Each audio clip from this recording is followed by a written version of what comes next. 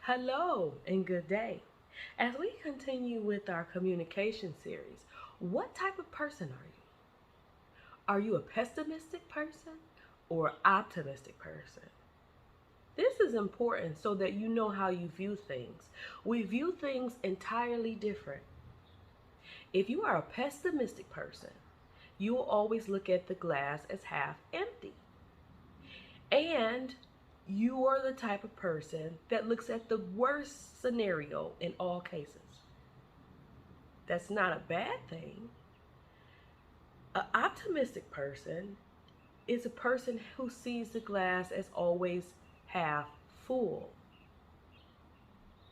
This type of person looks at the positive things in all things. Now, neither point of view is wrong.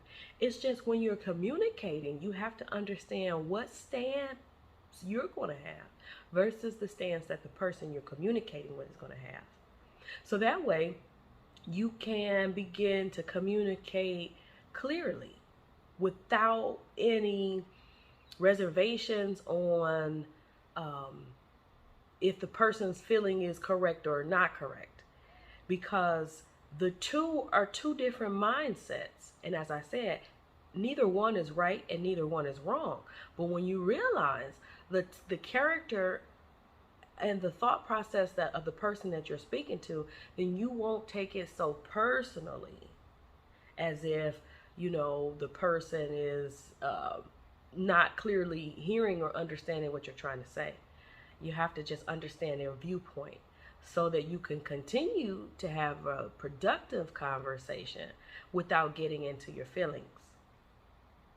So again, I ask you, are you an optimistic person or a pessimistic person? Learn the difference and learn how to identify the difference into the person that you're communicating with. Now, these communications is between two people, not a group of people. But when you're trying to get a point across to someone you love versus a group, is going to be different because you can't scan the room and say, oh, this is a pessimistic group or optimistic group. However, when you're trying to communicate clearly on a one-on-one, whether it's work, family, intimate relationships, friendships, conversations between colleagues, employee, employer, it's important to understand the difference. So we'll go into a little bit more details on how to spot a pessimistic person or optimistic person.